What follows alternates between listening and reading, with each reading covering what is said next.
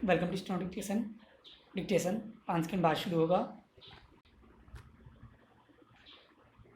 Ready start.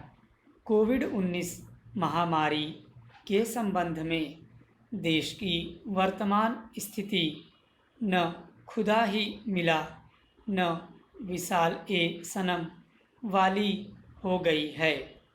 पहले हमने corona संक्रमण के चक्र को रोकने के लिए लंबे लंबे लॉकडाउन किए और जब उसका आर्थिक दुष्प्रभाव सामने आया तो लॉकडाउन में छूट देकर महामारी नियंत्रण की लगाम एक तरह से छोड़ दी। अब स्थिति यह है कि महामारी तेज़ी से फैल रही है और संक्रमण का आंकड़ा 10 लाख पार कर चुका है। संख्या के लिहाज से एशियाई और यूरोपीय देशों में यह सबसे ज़्यादा है।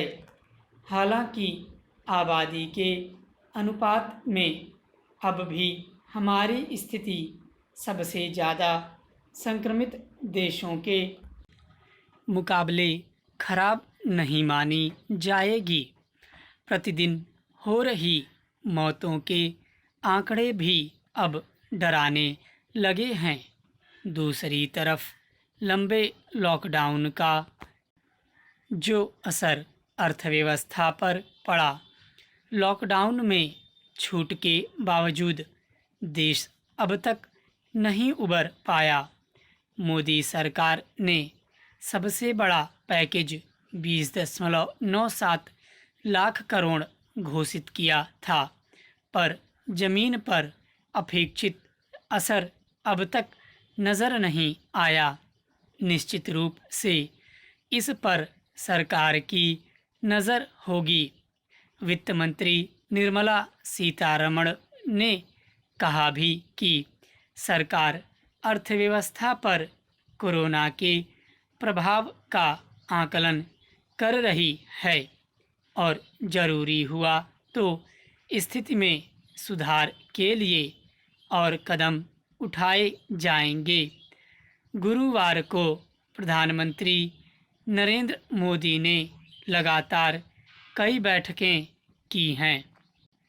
मोदी 3 समूहों आर्थिक सलाहकार परिषद, वित्त मंत्रालय के सलाहकारों और नीति आयोग के साथ भी अलग अलग बैठक कर चुके हैं। प्रधानमंत्री की वित्त और वाणिज्य मंत्रालयों के करीब 50 अधिकारियों के साथ वर्चुअल मुलाकात के बाद यह उम्मीद है कि सरकार शीघ्र ही कुछ और सुधारात्मक कदमों की घोषणा कर सकती है। यह जितनी जल्दी हो उतना ही अच्छा होगा। आर्थिक असर के आकलन में और ज़्यादा देर करना ठीक नहीं है। Para change.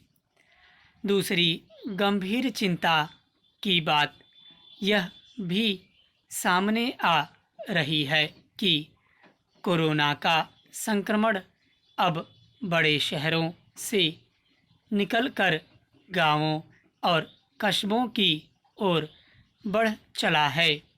यह चिंता की बात इसलिए भी है कि गांवों में स्वास्थ्य सुविधाओं की स्थिति काफ़ी खराब है। जब सर्वोत्तम स्वास्थ्य सुविधाओं वाले दिल्ली और मुंबई कोरोना रोगियों की भीड़ को संभाल नहीं पा रहे हैं, तो कस्बों और गांवों की स्थिति का अंदाज़ा सहज ही लगाया जा सकता है।